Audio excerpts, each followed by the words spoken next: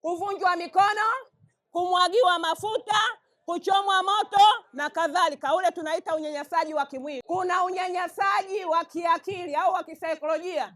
Ni unyanyasaji ambao mtu anaweza akafanyiwa ukaleta maumivu kwenye akili au ukaleta kujiuliza, kwa nini amenifanyia hivi? DSM Ustawi Digital, jamii yenye ustawi, furaha yetu.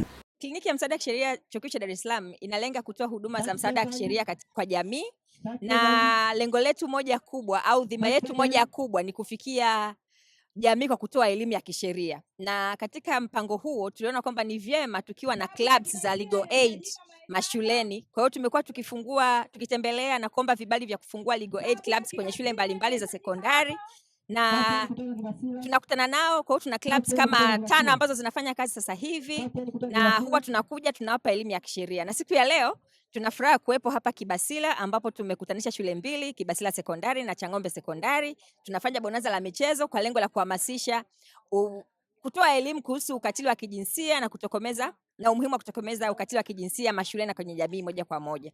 Kwa hiyo hizi clubs zilizoko mashuleni kwetu sisi ni njia ya kuitumia, tunaitumia kama njia ya kufikisha elimu ya kisheria kwa ajili ya kujengea watu uwezo waweze kujisimamia, waweze kujua haki zao na wajibu wao kama wananchi hapa nchini Tanzania.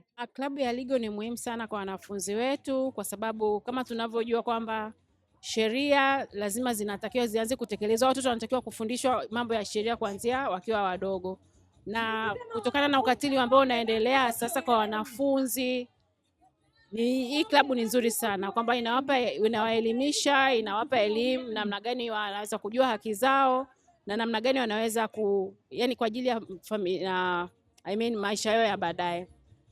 Tuko hapa Kibasila Sekondari kwa ajili ya bonanza ambalo limeandaliwa na ya watu wa legal.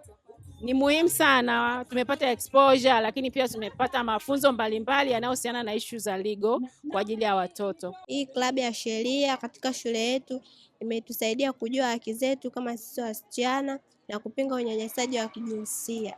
Lakini pia tupo hapa Kibasila Secondary School kwa ajili ya bonanza ambayo imetuleta hapa kwa ajili ya kuungana kwa pamoja na kupata ushirikiano. Lakini pia tumejifunza kuhusu unyanyasaji wa kijinsia kwa watoto wa kike katika mitandao, na pia kuhusu ukandamizaji wa kijinsia kwa wasichana. Asanteni. Lengo la klabu hii ya sheria katika shule yetu ni kupiga vita masuala mazima ya ukatili wa kijinsia, lakini pia kuwapa elimu na ufahamu wanafunzi kwenye masuala mazima ya sheria, ili waweze kujua sehemu ya kwenda baada ya kutopewa haki zao na vitu kama hivyo vya msingi. Na leo ni siku ya muhimu sana katika shule yetu. Tunashindana sisi na shule yetu ya jirani hapo Chang'ombe katika michezo mbalimbali, yani bonanza. Nasherehekea na nafurahi sana kuungana nao. Shukrani. Kwa hakika klabu hii ina umuhimu mkubwa sana, kwa sababu inawapa wanafunzi wetu uelewa wa kutosha kuhusiana na masuala mazima ya sheria, na inawajengea ile hali ya kujiamini.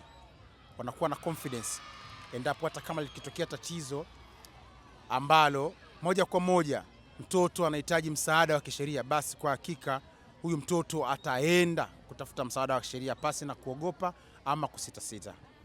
Kwa tunashukuru sana klabu hii, lakini pia leo hii hawa ambao ni waanzilishi wa klabu hii tunaita kliniki ya msaada wa kisheria kutoka Chuo Kikuu cha Dar es Salaam kwa kutuanzalia bonanza hili, bonanza ambao limetukutanisha na wenzetu kutoka shule ya sekondari ya Chang'ombe, majirani zetu.